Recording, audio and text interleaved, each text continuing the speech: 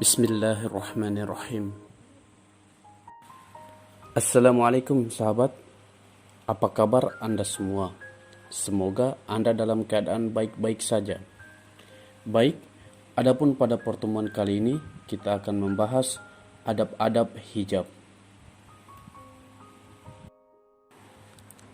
Islam adalah agama rahmatan lil alamin. Allah telah meletakkan kebahagiaan umat manusia dengan hanya mengamalkan agama secara sempurna. Mengamalkan agama secara sempurna, yaitu dengan masuk Islam secara kafah, melaksanakan perintah Allah dan Rasul-Nya, dan mengamalkan sunnah-sunnah Nabi Sallallahu Alaihi Wasallam.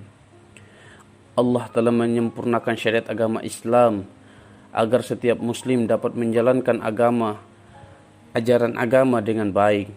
Dalam surat Al-Maidah ayat ketiga, Allah berfirman, "Pada hari ini telah kusempurnakan untuk kamu agamamu, dan telah kucukupkan kepadamu nikmatku, dan telah kuridhoi Islam itu menjadi agama bagimu." Sungguh menyedihkan melihat saudari-saudari muslimah kita pada saat ini berpakaian meniru gaya orang-orang kafir, berbaju ketat yang membentuk tubuh mereka, memakai celana dan rok di atas lutut di hadapan orang ramai. Mereka menyepelekan jilbab, dan ini tidak menjadi perhatian orang tua.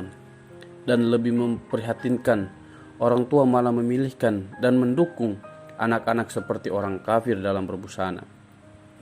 Sebagai seorang muslim sejati, hendaknya kita mencontoh dan mengikuti perintah Allah dan Rasul-Nya tentang cara hidup sehari-hari kita. Rasulullah Sallallahu Alaihi Wasallam bersabda, "Barang siapa yang meniru suatu kaum, maka dia termasuk golongan dari mereka." Hadis riwayat Ahmad. Nabi Sallallahu Alaihi Wasallam juga bersabda, "Akan datang sekelompok orang dari umatku yang menghalalkan pada hukum haram, perzinahan, pakaian, sutra bagi laki-laki, khamar yang memabukkan, dan alat musik." Hadis riwayat Bukhari. Adapun adab-adab berhijab bagi wanita muslimah sesuai syariat Islam. Yang pertama, hijab itu menutupi seluruh badan selain yang dikecualikan. Menurut pendapat yang paling kuat, muka dan telapak tangan termaksud aurat. Firman Allah Subhanahu wa taala, "Hai Nabi, katakanlah kepada istri-istrimu dan anak-anak perempuanmu dan istri orang-orang mukmin, hendaklah mereka mengelurkan jilbabnya ke seluruh tubuh. Mereka yang demikian itu supaya mereka lebih mudah untuk dikenal, karena itu mereka tidak diganggu." Quran Surat Al-Ahzab ayat ke-59. Yang kedua, hijab itu sendiri bukanlah perhiasan. Firman Allah Subhanahu wa taala, "Janganlah mereka menampakkan perhiasan kecuali yang biasa nampak darinya." Quran Surat An-Nur ayat ke-31. Ketiga, hijab itu tebal, tidak tipis. Adapun pakaiannya tipis, maka hakikatnya adalah telanjang. Sabda Nabi Sallallahu Alaihi Wasallam, "Akan ada pada akhir umatku perempuan-perempuan berpakaian tetapi telanjang, di atas kepalanya seperti punggung-punggung unta, rambutnya bersanggul. Laknatlah mereka itu, wanita-wanita itu terlaknat." Hadis riwayat Muslim.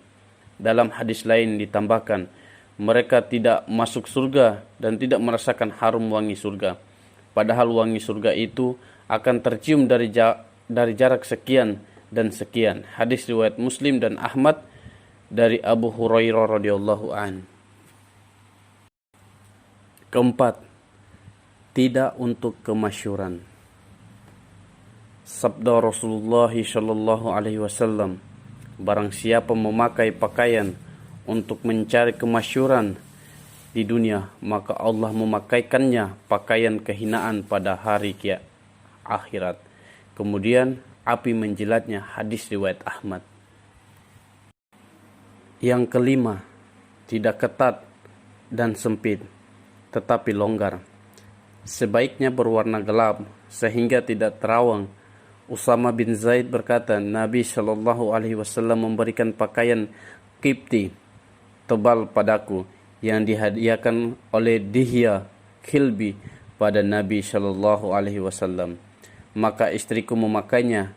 Nabi Shallallahu Alaihi Wasallam bertanya kepadaku, mengapa aku tidak memakai pakaian Qibti itu? Aku menjawab, istriku yang mengenakannya.